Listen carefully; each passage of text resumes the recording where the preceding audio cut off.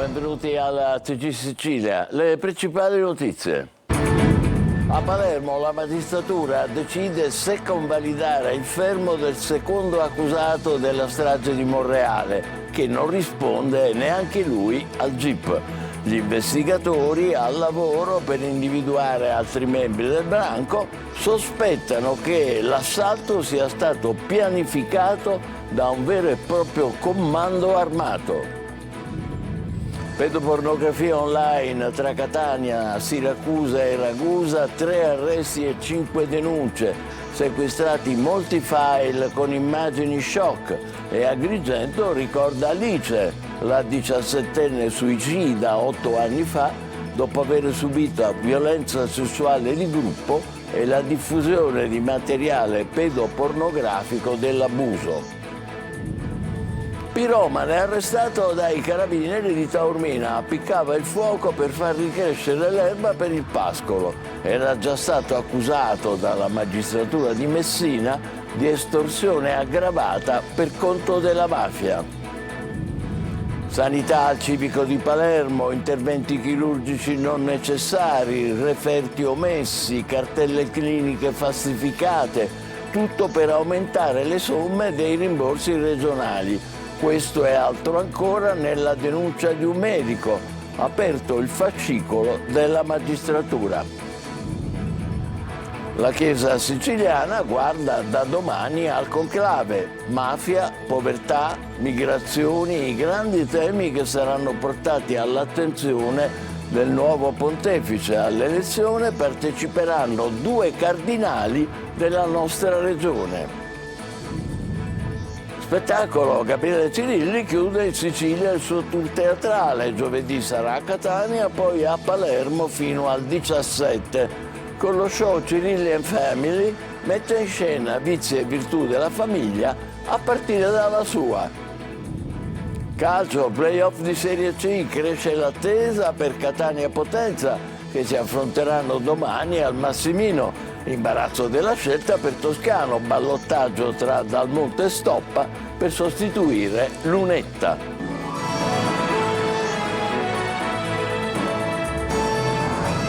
Bentrovati, la strage di Monreale, gli investigatori al lavoro per individuare altri 2 membri almeno del branco che hanno partecipato alla sparatoria. Intanto Samuel Acquisto, uno dei 2 arrestati, anche lui si è avvalso della facoltà di non rispondere davanti al GIP dopo le prime ammissioni per l'udienza di convalida del fermo. Marco Gullà. Si è avvalso della facoltà di non rispondere Samuel Acquisto, il 18enne palermitano dello Zen 2, fermato con l'accusa di concorso in strage per la sparatoria avvenuta la notte del 26 aprile a Monreale, in cui sono rimasti uccisi Salvo Turdo, Massimo Pirozzo e Andrea Miceli. Il giovane, detenuto in isolamento al carcere di Pagliarelli, stamattina è comparso davanti al GIP per l'udienza del fermo. Non ha risposto, ma ha riferito di non essere presente alla sparatoria e che i ragazzi palermitani sono stati aggrediti dai monrealesi. Acquisto ha detto di essere scappato e poi è ritornato quando ha sentito gli spari, ma ha negato assolutamente di aver incitato qualcuno a sparare sulla folla. Il GIP si è riservato sulla decisione, le indagini intanto proseguono a ritmo incessante, gli inquirenti stringono ulteriormente il cerchio per risalire ai complici di Calvaruso e Acquisto, chi ha sparato assieme a loro. Ipotesi è che il branco dello Zen fosse composto da una decina di persone, di cui sicuramente 2 armate fino ai denti, probabilmente organizzate, con ruoli precisi, come se l'assalto fosse stato pianificato in precedenza. Di certo c'è che Calvaruso e Acquisto erano già andati a Monreale altre volte. Gli investigatori stanno cercando di risalire in particolare ad altri 2 membri del branco. Uno di loro è il giovane alto e con barba folta che molti testimoni avrebbero visto alla guida di una moto scura.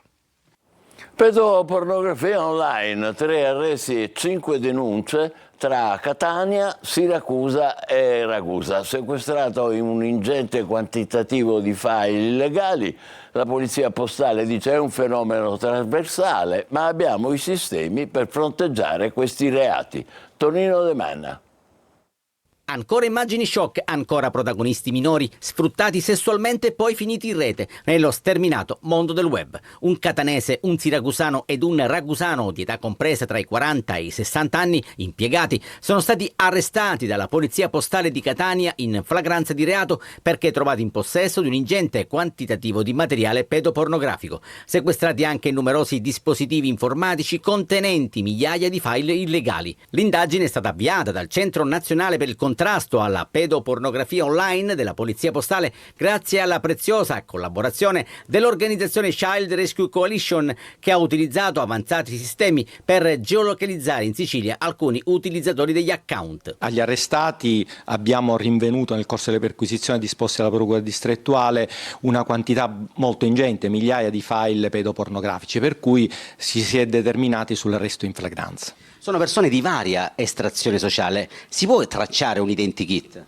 Beh, è estremamente difficile perché ormai le statistiche, le attività che abbiamo compiuto negli anni ci fanno ritenere che è un profilo assolutamente trasversale, sia come estrazione sociale, sia nel lato culturale, sia l'età. L'età in genere è andata dall'età poco più che maggiorenne sino ai 60-70 anni di età. Cosa rischiano i soggetti in questione?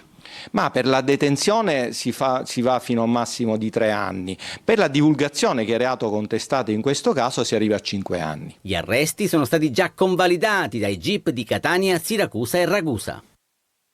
E Agrigento sceglie a scuola di non dimenticare studenti e docenti in ricordo di Alice, la 17enne che nel 2017 si è tolto la vita gettandosi dalla rupe Atenea dopo aver subito violenza sessuale di gruppo e la diffusione di materiale pedopornografico sul suo abuso. Davide Sardo. Ad Agrigento, 8 anni dopo la tragedia, il nome di Alice continua a interrogare, a scuotere, a chiedere giustizia. Aveva solo 17 anni quando il 18 maggio del 2017 decise di farla finita lanciandosi nel vuoto dalla rupe Atenea dopo aver subito una violenza sessuale di gruppo e la diffusione di video pedopornografici. Dietro quel gesto estremo un dolore profondo e inascoltato che oggi trova voce tra i banchi della scuola Federico II del villaggio Mosè. In ricordo di Alice, una giornata di memoria, ma anche di consapevolezza e denuncia per dire no al silenzio, all'omertà, alla solitudine che può uccidere. Questa legge del 70 2024 sul cyberbullismo rappresenta veramente una pietra miliare perché fa sì che le istituzioni scolastiche tutte e soprattutto gli enti di formazione tutte assieme in maniera sinergica possano collaborare affinché episodi del genere non si verifichino mai più. Sul fronte giudiziario in corso un processo per violenza sessuale di gruppo con minore, produzione e diffusione di materiale pedopornografico. Reati che hanno segnato per sempre la giovane Alice. Da Agrigento a Catania, dove un 38enne è stato arrestato dai carabinieri per maltrattamenti in famiglia. Picchiava la donna, la propria compagna, colpendola con calci e pugni. La vittima ha raccontato di subire le aggressioni dell'uomo, che farebbe uso di alcolici e droghe, da 20 anni. Con violenze commesse anche davanti ai figli minorenni. A Cefalù i carabinieri hanno arrestato 3 corrieri della droga. I militari li hanno bloccati in auto mentre lanciavano le buste con l'hashish sotto le auto in sosta. Appiccava il fuoco per far rigenerare l'erba per i pascoli. Piromane arrestato dai carabinieri di Taormina. L'uomo era già stato accusato di estorsione aggravata per conto della mafia. Tonino De Mana. Ha bruciato in più occasioni i terreni, in un caso ha incenerito un'intera collina con le fiamme che hanno distrutto persino il suo camion. Un 59enne di Taormina è stato arrestato dai carabinieri con l'accusa di incendio boschivo aggravato dal grave danno ambientale e dalla determinazione di un pericolo per gli edifici. Il provvedimento scaturisce da un'attività investigativa coordinata dalla Procura di Messina. I fatti contestati risalgono al 25 e 26 luglio 2023 nelle aree di Taormina, Castelmolle Letojanni e le cui fiamme che superavano i 3 metri d'altezza, interessando un'estensione di 234 ettari, avevano causato ingenti danni a coltivazioni ed aree boschive. Il rogo aveva provocato il danneggiamento, oltre ai fabbricati presenti nei terreni, anche di parti che lambivano la 18, con la momentanea interruzione del tratto tra Roccalumere e Taormina. L'obiettivo del 59enne era di bruciare i terreni perché si rigenerasse nuova erba e sfruttarli così per il pascolo, anche se i fondi non erano di sua proprietà ma solo limitrofi ai suoi possedimenti. Altri episodi incendiari si erano verificati a Furci, Roccella Valdemone, Savoca e Santa Teresa di Riva, con la conseguente evacuazione di abitazioni. L'arrestato è stato già coinvolto in diverse vicende giudiziarie, l'ultima risalente al 13 marzo scorso, quando è stato implicato in un'operazione della DDA per estorsione aggravata dalla finalità di agevolare l'associazione mafiosa. A Palermo, per un incendio divampato in un'abitazione, sono intervenuti i vigili del fuoco che hanno soccorso un'anziana affidata ai sanitari del 118 che l'hanno trasportata in ospedale. Le fiamme si sono diffuse dal materasso in camera da letto. Una scossa di terremoto di magnitudo 2.9 è stata registrata alle 10:15 di stamane nell'Ennese. Localizzato l'ipocentro, la profondità 3 km a est di Nicosia, a una profondità appunto di 52 km e grazie al cielo non si hanno notizie di danni a persone o cose. A Casteldaccia un anno fa la morte sul lavoro dei 5 operai nell'impianto fognario, una targa da oggi per ricordarli. Lo strazio del figlio di una delle vittime, qualcuno doveva dirigere e sorvegliare. Marco Gullà. Il silenzio del dolore viene spezzato solo dai pianti dei parenti e da un applauso dopo un momento di preghiera. È passato un anno da quel tragico pomeriggio a Casteldaccia in cui persero la vita 5 lavoratori: Epifanio Alsazia, Giuseppe Miraglia, Roberto Raneri, Ignazio Giordano e Giuseppe La Barbera. Stavano lavorando in questo impianto fognario di Casteldaccia, ancora sotto sequestro. Questa mattina la commemorazione e lo svelamento di una targa in loro memoria. Qualcuno che doveva dirigere, qualcuno che doveva sorvegliare non l'ha fatto e per questo pensiamo che debba pagare, che queste 5 persone abbiano giustizia soprattutto e che non sia lasciato così tutto immane. Un bambino ha indosso una maglia con la foto del padre, quella di Giuseppe La Barbera, la vittima più giovane. Accanto c'è la mamma, che non riesce a trattenere le lacrime. Il dolore, a distanza di un anno, ha travolto 5 famiglie che adesso chiedono solo una cosa: che venga fatta giustizia. Uscire di casa per andare a lavorare e non tornare più a casa, lasciando in abbandono le famiglie, i figli. Io stamattina ho parlato con le famiglie, soprattutto una famiglia che non conoscerà mai il papà. È una cosa gravissima, bruttissima. C'è tempo per fare giustizia, per capire le responsabilità. Ci sono tante responsabilità sicuramente, però ripeto, oggi non è il momento di parlare di queste cose.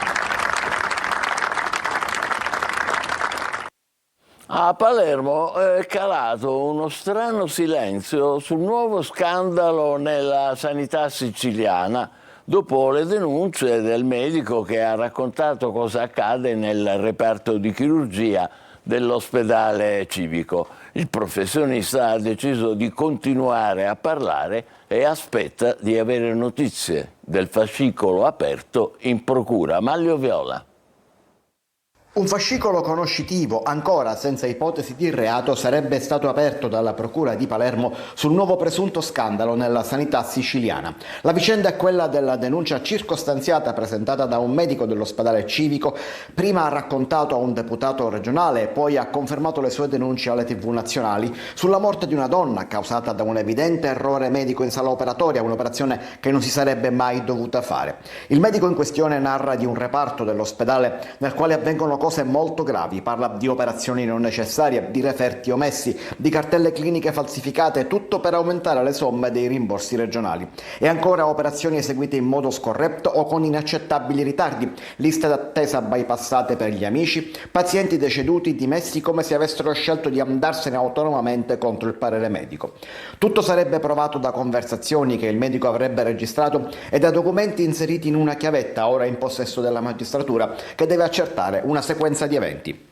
Intorno alla vicenda, dopo la prima denuncia, era calato il silenzio. Per questo il medico ha deciso di continuare il suo racconto alle televisioni nazionali, ma dalla magistratura non arriva ancora alcun commento. Il fascicolo senza ipotesi di reato è allo stato di indagine conoscitiva e ci vorrà tempo per saperne di più. Inutile dire che anche noi come TG Sicilia aspettiamo gli sviluppi giudiziari di questa vicenda. Mafia, povertà, migrazioni, i grandi temi che la Chiesa di Sicilia porterà in futuro all'attenzione del nuovo pontefice, alle cui elezioni parteciperanno in conclave da domani anche 2 cardinali siciliani. Adelaide Barbagallo. Ancora poche ore si chiuderanno in conclave. Ci sono anche 2 cardinali siciliani a Roma tra i porporati che dovranno decidere su chi dovrà essere il Papa, che dopo Francesco avrà il compito di guidare la Chiesa universale. Si tratta del messinese Francesco Montenegro. Il dramma dei migranti e il tema dell'accoglienza è iscritto nel suo DNA. Fu lui a ricevere nel 2013 a Lampedusa un commosso Francesco, scosso per le tragedie e le vittime delle traversate. Altro siciliano elettore è il cardinale Baldassare Reina, nato a San Giovanni Gemini, nell'arcidiocesi di Agrigento. Ma quali le tematiche che la Chiesa di Sicilia porterà all'attenzione del nuovo Papa? La piaga della mafia, ben nota a Papa Francesco, che in Sicilia usò parole durissime contro il fenomeno, chiamando però fratelli e sorelle criminali, invitandoli a convertirsi. Le migrazioni, con l'isola che si affaccia sul Mediterraneo e che continua ad essere terra di approdo, e poi le ataviche emergenze, la dispersione scolastica, la sanità in affanno, la povertà. Questo l'auspicio del gesuita Gianni Notari, direttore a Palermo del centro Padre Arrupe. Il nuovo Papa possa essere l'uomo che apre la Chiesa ulteriormente, una Chiesa inclusiva, una Chiesa capace di proporre giustizia secondo lo stile del Vangelo. E poi c'è il grande tema dell'evangelizzazione. Francesco ha scelto il linguaggio semplice della gente comune, uno stile tutto suo. La sfida in Sicilia, come nel resto del mondo, è farsi capire con un linguaggio moderno, ma che non può tradire la dottrina della Chiesa e i valori del Vangelo. A Messina, 3 giorni di orientamento e formazione per i giovani in Piazza Unione Europea con Opportunity Day, che è un punto di partenza per tanti studenti appunto per la scelta del loro futuro professionale. Francesco Triolo. 3 giorni per avvicinare il mondo della scuola e dell'università a quello del lavoro. 3 giorni di orientamento e formazione sono gli Opportunity Day che hanno preso avvio a Messina con il villaggio allestito nella centralissima Piazza Unione Europea per l'iniziativa voluta dall'assessorato alle politiche giovanili del comune, con l'intento di sensibilizzare e orientare i giovani verso percorsi di cittadinanza attiva ed opportunità professionali. Scuola, università e mondo del lavoro, connetterli insieme affinché si dia un senso di rinascita all'interno di quella che è la nostra città e soprattutto si dia fiducia e speranza ai giovani. È fondamentale per i giovani avere opportunità del genere non solo a Messina città ma su tutti i territori regionali e nazionali. E nonostante la pioggia sono stati tanti gli studenti che hanno passeggiato tra gli stand dell'università, delle aziende, delle istituzioni per chiedere informazioni, per scoprire le offerte formative. Siamo in quarto, però cominciamo già a farci delle idee, come diciamo di sì. E aiutano molto i giovani a decidere il proprio futuro e essere, diciamo, produttivi e felici nella vita. Spero di trovare un corso che possa un po' completare quello che voglio fare da grande, quindi voglio avere maggiore scelta nei vari corsi, nei vari tipi di orientamento. Per 3 giorni quindi Opportunity Day rappresenterà un'occasione concreta per conoscere, scegliere, formarsi e dare il via ad un futuro professionale costruito con consapevolezza e visione, come recita lo slogan dell'evento. La tua scelta parte da qui. Meteo instabile per tutto il mese in Sicilia a colpa di una formazione ciclonica sul Mediterraneo che porta a nuvole, temporali improvvisi, poi schiarite. Le temperature comunque si manterranno miti. Eva Spappinato. Sarà un maggio travestito da aprile. Il bel tempo e le alte temperature degli scorsi giorni avevano fatto pensare ad una estate anticipata in Sicilia, ma dalla scorsa notte è arrivata una formazione ciclonica sul Mediterraneo a spazzare via sandali e costumi in favore di ombrelli e giacche leggere. Ma la notizia positiva, commenta l'esperto meteo Alfredo Aragonese, è che le temperature si manterranno miti nella media del periodo a partire da domenica. Prima di allora potremmo toccare ancora punte superiori ai 26 gradi per poi stabilizzarsi sui 20-23. 23 gradi. Un maggio con l'ombrello in tutta l'isola dunque, è molto instabile. Alle Schiarite possono seguire rapidi annuvolamenti anche a carattere temporalesco, spiega ancora Aragonese, con tuoni, fulmini e pioggia mista a sabbia del deserto. Domani la giornata sarà migliore, ma da venerdì potrebbe esserci un altro passaggio turbolento dovuto allo scontro di aria calda di origine africana. Le piogge non saranno abbondanti, ma in alcune zone potrebbe piovere tanto in poco tempo. I modelli vedono zone di bassa pressione su tutto il Mediterraneo almeno fino alla metà del mese. Spettacolo adesso, l'attore comico Gabriele Cirilli chiude in Sicilia il suo tour teatrale. Giovedì sarà a Catania, al Metropolitan, poi a Palermo fino al 17. Il suo show, Cirilli and Family, che ha la supervisione artistica di Carlo Conti, mette in scena vizi e virtù della famiglia, a partire dalla sua. Eva Spampinato. Signore e signori, Gabriele Cirilli! L'amatissimo attore comico sceglie la Sicilia per concludere il suo tour teatrale che trasforma il palcoscenico in casa e mostra il grande show della famiglia. Ticche, strane ma simpatiche abitudini riconoscibili in tante famiglie italiane, proprio a partire dalla sua, dove Gabriele Cirilli ha un compito preciso. Che io sono il servitore di mia moglie. Cosa dice a tua moglie per farla eccitare? Saldi, saldi! Io per esempio che so, A pagare le bollette, B buttare l'immondizia, C ci vuole uno che porta fuori il cane, poi c'è la D, devi fare questo, devi fare quello, devi fare quell'altro, e poi la E, e state zitto. Cosa dice tua moglie per far eccitare te? Sportello momentaneamente fuori servizio. Cirilli and Family non è un monologo comico, ma uno show, un musical, la cui supervisione artistica è firmata dal popolare conduttore TV Carlo Conti. Eravamo in camerino e siccome io scherzo sempre su mia moglie, che sono 41 anni che stiamo insieme, scherzo sempre sulla mia famiglia, lui ha avuto questo lampo di genio e mi ha detto: scusa, porta questo disagio in scena. Ti giri e con un braccio lei sta dando gli ultimi colpetti al cuscino, con l'altro sta spolverando il comodino. Ma famiglia non si riferisce solo a quella domestica. Se ci sono lo spirito e la motivazione giusta, qualsiasi gruppo di persone può fare, come si dice oggi, un upgrade e diventare famiglia. Secondo me è molto importante avere una squadra, perché poi la famiglia è una squadra. Se funziona la squadra, funziona tutto. Appuntamento giovedì 8 maggio al Teatro Metropolitan di Catania e poi dal 9 maggio altri 7 appuntamenti al Teatro Massimo di Palermo fino al 17. Veramente da ridere. Breve pausa, tra poco il calcio con il Catania che torna in campo domani per il secondo turno dei playoff. Al Massimino arriva il Potenza. State con noi, vi aspettiamo.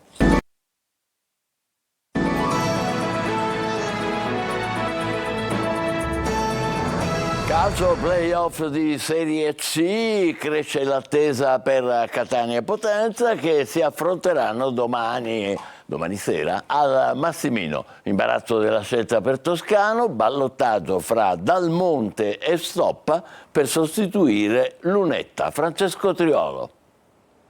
Neanche il tempo di prendere fiato che è già vigilia, il ritmo dei playoff a cui bisogna adeguarsi in fretta, risolvendo anche i piccoli o grandi contrattempi che possono derivare, come quelli degli infortuni. Il Catania contro il Potenza, per esempio, dovrà fare a meno di 2 elementi: Gega, che verrà operato alla spalla sinistra dopo una lussazione riportata in allenamento, e soprattutto Lunetta, obbligato a lasciare il campo anzitempo durante la gara col Giuliano per quello che gli accertamenti hanno evidenziato una lesione muscolare, anche se di basso grado. Contro il Potenza non ci sarà e così si apre la corsa ad una maglia da titolare sulla 3/4 con ballottaggio a 2 tra Dalmonte e Stoppa. Abbiamo